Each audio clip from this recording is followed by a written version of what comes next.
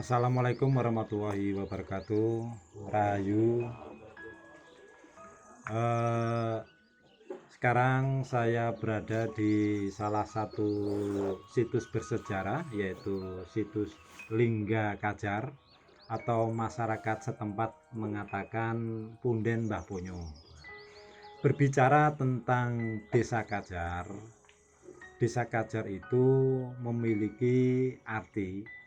Kajar itu ajar, jadi tempat untuk mendidik, tempat untuk belajar, tempat untuk memberikan wawasan ilmu pengetahuan.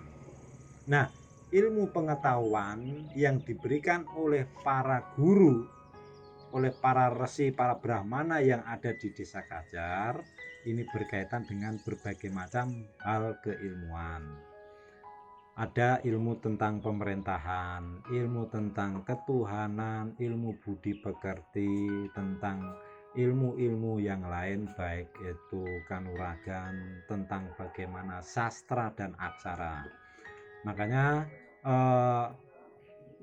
Kajar melihat dari struktur geografisnya yang pegunungan, yang berlembah, yang juga Gunung Lasem berdekatan dengan pantai, menjadi satu tempat yang sangat strategis, di mana laut dan gunung merupakan tempat yang ideal untuk kedatangan, untuk percampuran akulturasi masyarakat lokal dan masyarakat pendatang.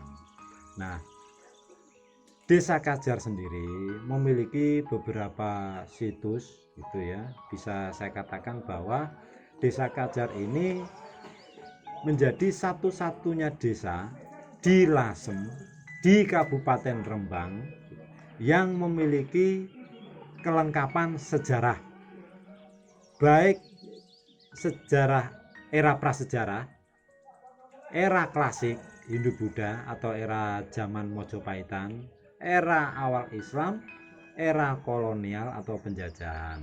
Nah, yang pertama era prasejarah. Kajar itu banyak sekali temuan-temuan arkeologis, baik berbentuk punden berundak yang ada di sisi barat kuburan candi. Itu adalah punden berundak yang mencirikan bahwa itu peninggalan prasejarah. Terus ada lagi temuan lingga kawitan yang ada di dukuh mana Mas Waluyo? Di kawasan Kajar Kursi. Nah, itu lingga kawitan, itu juga era prasejarah, maupun goa-goa hunian era-era suku Lingga. Jadi kawasan Desa Kajar ini di era prasejarah sudah ada peradaban-peradaban yang muncul ataupun yang sudah digunakan oleh mereka gitu. Terus yang berikutnya, era klasik atau Hindu-Buddha atau era Mojopahitan, ya, itu malah lebih banyak lagi. Salah satunya yaitu Lingga Kajar ini adalah salah satu peninggalan atau bukti peninggalan era klasik, era Hindu-Buddha yang ada di Desa Kajar. Nah, Lingga Kajar ini, lokasi ini namanya Pesanggerahan. Pesanggerahan itu merupakan tempat atau penginapan yang di dalamnya digunakan untuk mengajar atau memberikan medar kawruh gitu ya terhadap para raja-raja Lasem ataupun tamu-tamu bangsawan atau putra-putra bangsawan yang ada di Lasem.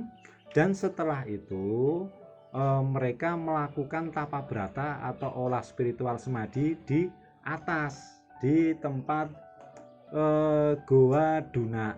Nah, itu. Jadi kawasan Sanggerahan ini memang dikhususkan untuk para tamu ataupun bangsawan. Nah, sementara yang di sisi utara komplek Gunung Boto itu merupakan tempat untuk mengajar gitu loh ya. Banyak siswa-siswa yang diberikan pelajaran-pelajaran baik olah spiritual. Makanya di Gunung Boto yang sisi utara itu banyak goa-goa tatahan kecil-kecil gitu ya, yang cukup untuk bersemedi gitu. Dan di bawahnya ada pancuran atau sendang. Nah, sendang itu sebagai tempat sesuci sebelum para siswa melakukan olah spiritual di Gunung Boto. Nah, selain itu di sisi utaranya lagi itu juga ada Gua Tinata yang sangat luas sekali, mungkin lebar antara 10 kali 10 ya. Itu juga ditemukan bata-bata besar di dalamnya yang menandakan bahwa Gua Tinata juga bagian dari era-era klasik atau Hindu-Buddha. Nah, terus setelah itu masuk pada era-era awal Islam. Kajar sendiri juga bagian dari wilayah sebaran dakwah baik Sunan Kalijaga maupun Sunan Bonang, di mana sendang-sendang yang ada di Kajar baik Sendang Arum maupun Sendang Surangati itu juga merupakan tempat untuk sesuci melakukan olah spiritual dan sebelum mereka melakukan ibadah-ibadah keagamaan. Nah, terus selanjutnya di era kolonial itu kita lihat bahwa pada masa Hindia Belanda, di mana lasem kota itu digunakan oleh pemerintahan Hindia Belanda yang membutuhkan suplai air. Oleh sebab itu Kajar sebagai daerah penopang air bersih untuk wilayah perkotaan dikelola oleh pemerintah Hindia Belanda dengan dibangun grom gitu ya. Jadi kalau di Kajar itu ada 5 grom atau bak-bak itu ya, bak-bak penampungan air bersih yang nantinya disalurkan ke dalam kota. Nah, grom itu pun sampai hari ini masih dipergunakan oleh masyarakat Kajar maupun Lasem. Terus yang berikutnya adanya makam tokoh yang namanya Mbah Damar yang ada di kuburan candi. Jadi Mbah Damar ini sebenarnya adalah tokoh yang bubak atau tokoh awal gitu loh, yang ikut membangun masyarakat Kajar awal. Dan beliau juga seorang tokoh yang memimpin masyarakat Kajar dan mendidik maupun memberikan satu wawasan-wawasan atau sebagai guru lah ya ke Padang, dari namanya Mbah Damar. Damar itu adalah pelita atau pepadang. Jadi hal yang wajar kalau masyarakat menyematkan nama Mbah Damar karena beliau sendiri seorang guru, seorang tokoh yang memberikan wawasan keilmuan kepada masyarakat Kajar. Nah, penghargaan masyarakat terhadap tokoh yang namanya Mbah Damar ini juga merupakan bagian wujud nyata masyarakat dalam melestarikan tokoh-tokoh penting di Desa Kajar. Nah, pelestarian ini perlu ditingkatkan untuk menunjang potensi wisata religi, wisata edukasi, wisata alam yang ada di Desa Kajar. Dari rangkaian informasi sejarah yang saya sampaikan tadi, memang Kajar itu memiliki potensi yang luar biasa yang kedepannya bisa menjadi satu tempat kunjungan wisata gitu ya, dengan potensi yang nantinya bisa dikelola bersama, dikelola yang baik. Itu pun akan menjadikan Kajar menjadi daerah yang mampu mengoptimalkan potensi wisata, potensi masyarakatnya, yang akhirnya berdampak pada perkembangan ekonomi masyarakat. Apalagi sekarang Lasem sudah mulai ditetapkan oleh pemerintah pusat, oleh Jakarta, menjadi kota pusaka.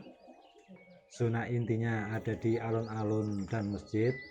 Desa Kajar ini menjadi desa penyangga. Penyangga dalam artian bahwa bagaimana perkembangan kota pusaka Lasem ini mampu ditopang dengan perkembangan di desa-desa penyangganya. Jadi hal yang sangat baik sekali yang dilakukan oleh pemerintahan desa dan juga masyarakat Desa Kajar dalam mengenalkan, dalam melestarikan situs-situs sejarah seperti salah satunya yaitu Lingga Kajar ini tetap lestari, sehingga kedepannya potensi Desa Kajar ini mampu mengangkat harkat derajat Desa Kajar dan masyarakat Kajar menuju Desa Kajar yang adil dan makmur. Assalamualaikum warahmatullahi wabarakatuh. Rahayu. Saya di sini akan menambahi ulasan Mas Danang yang tadi. Yang tadi Mas Danang sudah mengulas masalah Mbah Damar. Kajar pada eranya Mbah Damar, Mbah Ponyo, dan Mbah Ngadi itu adalah 3 saudara yang menurut cerita orang-orang terdahulu, Kajar itu terbagi 3 petakan. Petakan yang di sebelah selatan itu adalah wilayahnya Mbah Damar, wilayahnya antara Murmati dan Karang, terus yang ke tengahnya adalah dikatakan Padepokan atau Sanggrahan, terus yang ketiga adalah Mbah Ngadi. Yang ketiga tetua itu tidak lain dan tidak bukan adalah mempunyai tugas dan peran serta untuk menyampaikan sesuatu ajaran yang berbudi luhur. Yang di sana memuat tentang ajaran, tentang ketuhanan dan bagaimana mensikapi tentang peninggalan-peninggalan prasejarah sebagai penopang Desa Kajar pada umumnya. Dan banyak ditemukan di Desa Kajar yang di atas Mbah Ngadi, Mbah Abdul Adi itu adalah rumah hunian prasejarah, dan ada air yang dulu menopang untuk keperluan air bersih sampai 3 jalur untuk wilayah Teluk Regol Bonang, terus yang di tengah sampai di Kolomunyeng atau Patian saat ini, yang ketiga adalah untuk daerah Lasem sekitarnya. Nah, dari titik sumber itu disebut adalah namanya Talang Tuluk. Terus untuk Mbah Damar, Mbah Ponyo atau Mbah Poncol dan Mbah Ngadi adalah sangat berekatan erat sekali untuk sejarah. Dari ketiga tetua itu memberikan petuah, memberikan bimbingan sejarah baik pelajaran, spiritual dan lain sebagainya. Yang tidak lain dan tidak bukan manusia adalah disuruh manunggalnya keimanan dan kemanusiaan. Dari ketiga tetua itu sudah bisa merujuk dan menyatukan dari bersatunya itu antara keilmuan dan kemanusiaan. Di dalam keilmuan itu yang berisi tentang petuah-petuah yang baik, maka akan menimbulkan menciptakan situasi yang kondusif di dalam masyarakat Kajar pada waktu dahulu. Bapak Lurah sebagai kepala desa yang ada di Desa Kajar, gimana menurut panjenengan untuk gebyar pentas seni budaya yang diselenggarakan di hari ini? Terima kasih. Kami mengucapkan banyak terima kasih untuk kelompok daya warga Desa Kajar yang mana 2 hari ini mengadakan pentas seni budaya untuk kesenian dan untuk memperkenalkan situs-situs yang ada di Desa Kajar dan memperkenalkan dolanan-dolanan tradisional yang ada di Kajar. Tidak terlepas dari itu, kita Desa Kajar sebagai penyangga dari Lasem Kota Pusaka yang sudah disematkan. Jadi bila mana nanti Lasem ini punya power, kita harus juga menyangga yang di bawah, yaitu desa-desa yang ada di Lasem. Contohnya seperti Kajar, alhamdulillah Kajar juga ada situs-situs sejarah yang berhubungan langsung dengan kota Lasem. Dan ke depan event seperti ini akan kami adakan, kita kerjasama dengan kelompok daya warga, kita anggarkan dari dana desa untuk pemberdayaan dan peningkatan festival budaya untuk desa kami.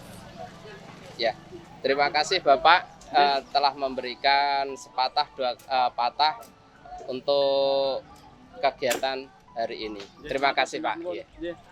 Assalamualaikum Bapak Subekan, jenengan sebagai tokoh masyarakat, gimana menurut panjenengan tentang kegiatan pesta seni budaya yang ada di Desa Kajar ini? Ya, untuk pementasan hari ini memang sungguh sangat luar biasa, antusias dari warga juga sangat ramai.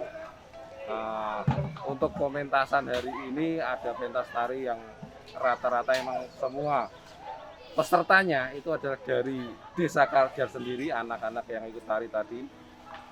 Dan kami harap sebagai warga Kajar khususnya, acara seperti ini diharapkan akan berulang kembali di tahun depan dan tahun-tahun berikutnya.